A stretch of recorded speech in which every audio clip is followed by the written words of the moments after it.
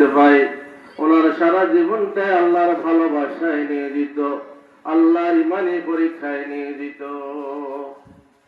ইব্রাহিম আলাইহিস সালাম যখন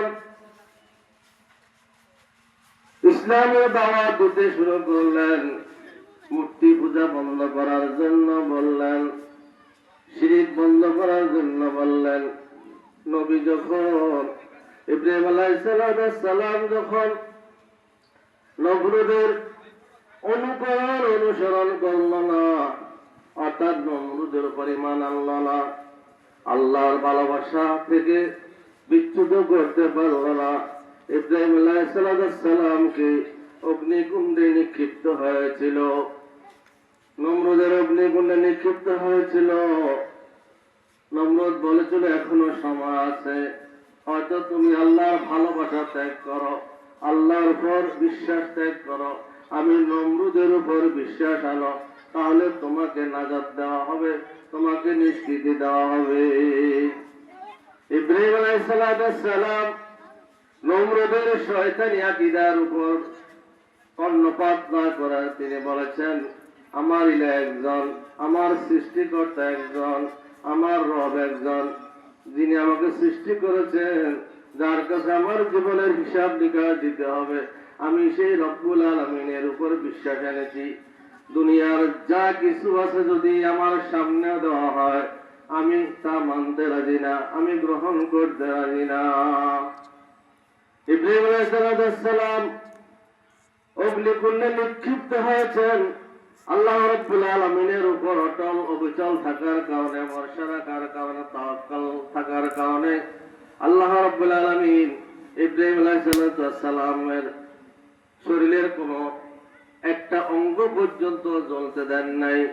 আর আল্লাহ রাব্বুল আলামিন আগুনকে নির্দেশ করেছেন, কুল্না ইয়া নার কুনি বারদাও ওয়া সালামান আলা ইব্রাহিম, হে আগুন শান্ত হও, হে আগুন শীতাতাপ নিয়ন্ত্রিত হও, হে আগুন গরমও নয় ঠান্ডাও নয়, আমার খলিলের যেন শরীরের কোনো কষ্ট না হয়, কোনো অশান্তি না হয়, হে আগুন তুমি সেই রকম হয়ে যাও। নমরুদ বলল, হে আগুন তোমার কি হয়েছে, তোমার পাওয়ার কোথায় গেল? আমরা দুদিন পর্যন্ত অগ্নিকুণ্ড তৈরি করে সেটাকে আমরা উত্তপ্ত করলাম, প্রজ্বলিত করলাম, আজকে দেখি ইব্রাহিমের তুমি কিছুই করতে পারো না। আগুনের জবান খুলে গেল। আগুন বলল, হে নমরুদ, হে জালিম বাদশা, তুমি আসো, আমার কতটুকু পাওয়ার আছে, আমার কতটুকু শক্তি আছে, আমি তোমাকে দেখাবো। ইব্রাহিম আলাইহিস সালাম যখন মধ্যম বয়সে উপনীত হলেন, ইব্রাহিম আলাইহিস সালামের আরেকটা পরীক্ষা আসলো। সেটা হলো ইব্রাহিম আলাইহিস সালামকে বললেন হাজেরা এবং ওনার শিশু সন্তান ইসমাইলকে নির্বাসন দেওয়ার জন্য আল্লাহর আদেশে ইব্রাহিম আলাইহিস সালাম যে ৮৬ বছর বয়সে আল্লাহর কাছে দোয়া করে, রব্বি হাবলি মিনাস সালিহিন, রব্বি হাবলি মিনাস সালিহিন, রব্বি হাবলি মিনাস সালিহিন। ১৩ বছর কান্নাকাটি করার পরে আল্লাহ রাব্বুল আলামিন একজন সৎ ধৈর্যশীল সন্তান ইব্রাহিম আলাইহিস সালামকে আল্লাহ দান করেছেন।